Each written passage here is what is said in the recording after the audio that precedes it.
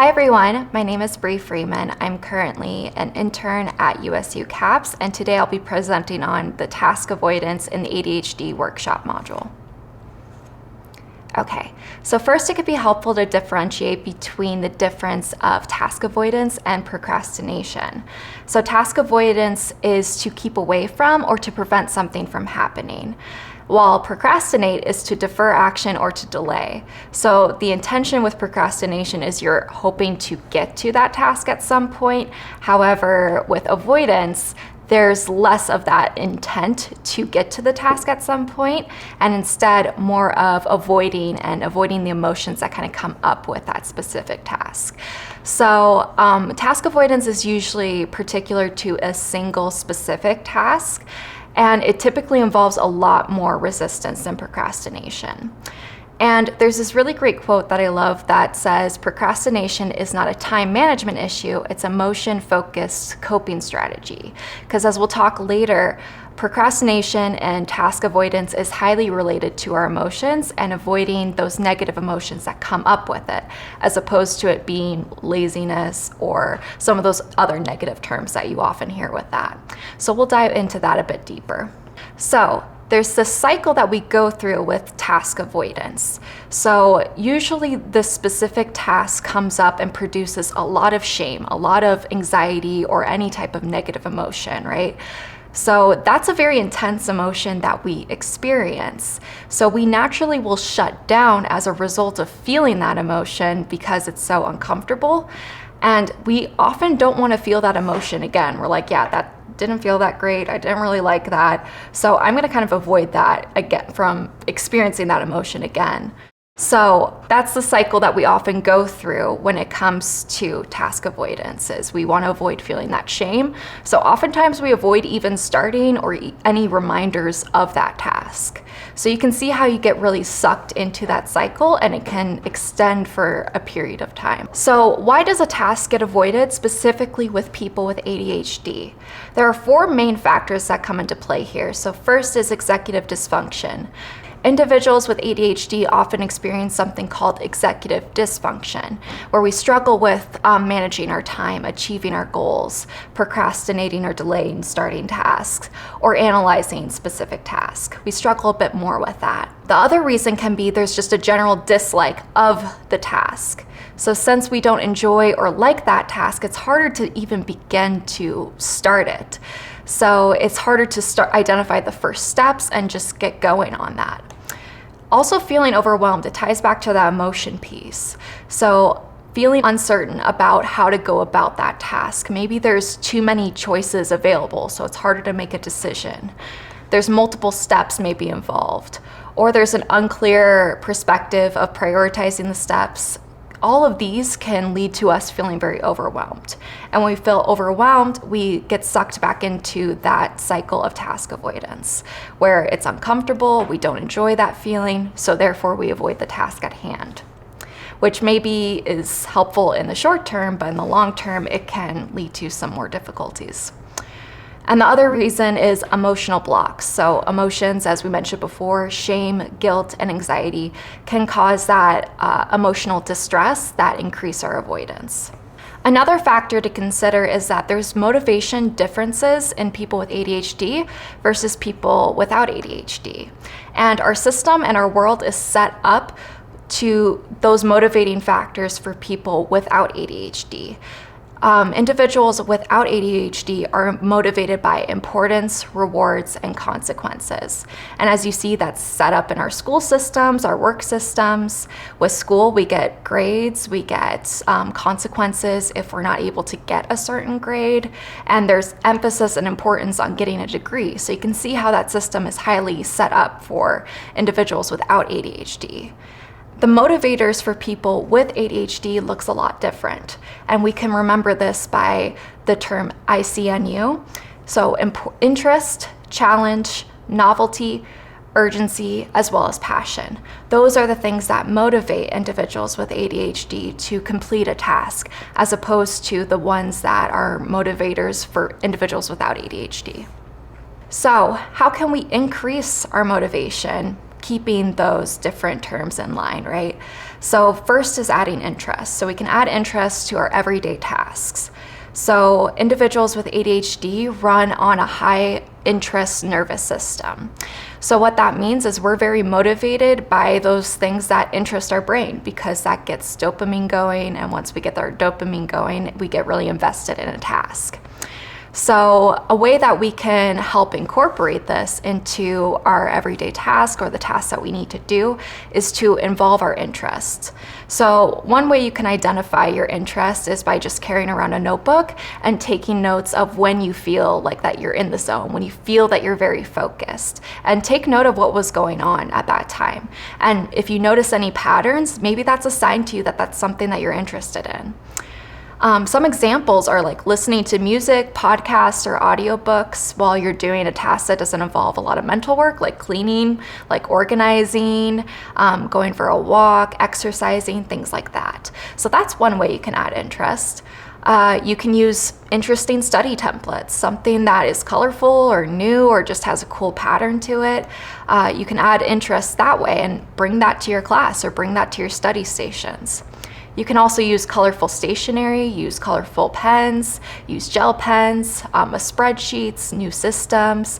Anything that you find will add interest into your everyday tasks are a way that you can help increase that motivation. So the other factor that we talked about as a motivator for individuals with ADHD is challenge and competition. So for competition, there are different ways that we can incorporate this into like our studying or everyday tasks. So you can set a timer and a goal to complete within that time, and then attempt to race against the clock in order to achieve that goal. So it kind of helps really increase that challenge and that competition in yourself. So for example, you can say, I'm gonna clean this part of my room in 5 minutes, or I'm gonna clean my whole room in 10 minutes. And you can set a timer for that and kind of compete and race against the clock. So that's one way you can increase like challenge. Or you can use creative constraints. So like if you're writing a paper, limit yourself to writing using only a specific source and seeing how much you can get from that one source. Or if you're an artist and you're doing a drawing or some sort of creative assignment, you limit yourself to using some sort of like color palette or some sort of artistic style. So you can see that there's different ways that we can include challenge and competition into our everyday tasks. So then there's novelty. Individuals with ADHD are highly driven by novelty-seeking behavior. Anytime something's new and we're interacting with a new object or task or method, that increases the dopamine in our brain and it gets us going and it just gets us invested in that one task. So some ways you can include novelty in your everyday task is finding a new way to complete your certain tasks, approach the problems, or learning new skills or information. So an example is going to a new reduced distraction environment, like going to a new library or checking out a new coffee shop or studying outside if it's got good weather. Or you can try out a new study technique that you learned, a new mnemonic that you learned, using one of those new study templates that maybe you printed off. Those are different ways that you can incorporate novelty into your everyday task and homework assignments. So the other way you can increase motivation is by adding stimulation of the 5 senses. So find a way that when you're studying or completing the task, you're incorporating all 5 senses. So for example, you can have calming music going, you can wrap yourself in a soft blanket, have a comforting drink, or use a diffuser with essential oils, or having relaxing or natural lighting, or even just being in like a nice calming setting. Whatever that may be to help engage all of your 5 senses is a nice way to get stimulated and get in the zone to complete the task at hand. The other one is momentum. So throughout life, a lot of us are taught to start with the hardest part of the project and then tackle like the easier parts later. That doesn't work so well for people with ADHD because we need that dopamine to get going, to get activated. So instead, we encourage individuals with ADHD to try to build momentum. So start with the easiest task, whatever that may be. And so for example, it could be just starting with identifying the title or writing one paragraph or writing the intro. It can be starting with one math problem. So kind of identify what is the easiest part that you can tackle with that assignment and start from there, as opposed to starting with the hardest part of it. So another recommendation is to stack those similar tasks together, so that way once you get the momentum going on that specific task, it's easier to switch to a new task because you've already got that set in place. So combine your writing tasks together. Combine your math-related tasks together, tasks involving your computer, clump together your cleaning tasks or your organization tasks, because that way once you get started on it, you have that momentum built, so that way you can continue the other task at hand. So the other thing that we can do to address the feeling overwhelmed and avoid getting stuck in that task avoidance cycle is to first minimize your distractions. So prior to starting that task, remove any potential distractions that may get in the way.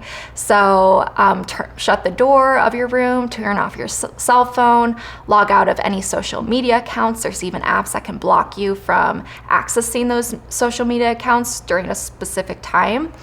And remove any potentially distracting items from your workspace, like magazines, books, phone, computer, things like that. So just set yourself up for success by removing those distractions at hand. The other technique is called implementation intention, which helps you work to shield your intentions from competing possibilities. So we often compare that to when we engage in if-then statements. So I will start my math assignment, but if my family or friend calls me, then I'm going to go talk to them instead. Or if I get confused by a problem, then I'm going to stop. So kind of identify what are some if-then statements that come up for you as you're doing this task, and address those early on. And write down those distractions, those obstacles that in the past maybe have resulted in delaying or procrastinating from this specific task, and then come up with ideas on how you can remove that prior to beginning it. And add an implementation intention about how you will act when that obstacle arises. So saying, if my family and friends call me while I'm writing this paper or doing this math problem, I will answer the phone, say, sorry, I can't do this right now, and I'll call you later. Or you could turn off your phone just at hand to begin with, just as an example. And here's an example of a worksheet that you can do and you could follow as an implementation intention prior to starting a task. So you can walk through these different steps here. So the other recommendation that we have is to reduce the size of the task. So if one task is feeling so overwhelming because it's so big, let's break it down into some smaller, more manageable steps. So begin with the outline instead of writing a whole paper. Complete 5 math problems instead of finishing a whole assignment. Clean one room or one section of your room instead of cleaning your whole dorm room, apartment, or house. When we break it down into those smaller steps, it helps it feel a lot more manageable, and your brain goes, oh, okay, I can do that, as opposed to feeling like, oh man, I have to write a 20-page paper. It's easier when you break it down into those smaller tasks and are like, yeah, I could do that. I can start with 1 paragraph. That's easy for me to do. So breaking it down and reducing the size of the task can really help with that feeling of overwhelmed. Here's an example of a worksheet that you can use if you want to reduce the size of a task. And you can prioritize it of what steps you can take, and you have the overarching goal that you see at the top as well. So to address some emotional blocks that maybe come up as you're completing a task is to just first be aware of those emotional blocks and journal those emotions that appear with the avoided tasks. And you can use some different cognitive skills or different thought-related skills to help address that emotion that arises when you complete that task. So you can walk through, for example, the worst case to best case most likely scenario. So for example, what's the worst case scenario if I don't do well on this paper? I get an F on this paper, right? Okay, well then what will I do then? Maybe I will talk to the professor, maybe I'll do some extra credit, maybe I can drop the class if I'm able to. So kind of walk through, okay, this is the worst case scenario, and what would I do then afterwards if that worst case scenario happened? Then you can also walk through, okay, what's the best case scenario? I get 100%, an A+, and I do really well on this assignment. And then walk through what's the most likely. Maybe I'll get a B, maybe C, and I do okay on this paper, right? So once we walk through those different scenarios, it helps us break down and see how our brains maybe are catastrophizing the situation and making it seem a lot worse than it is at the moment. So that's one strategy that you can use. And then the other strategy you can use is just to redirect focus and then identify the next step that you need to do. So when you notice that emotion arising, notice what's coming up to play and break it down a bit further. Be like, okay, what's the next step I need to do to complete this task? And make it small. So that way we can continue on with that task at hand. Okay, so those are all of the strategies and different skills you can use to help increase task initiation. Here are the references if you want to look up any of some of the cited sources today, and feel free to reach out to USU CAPS if you have any additional questions or concerns. Thank you.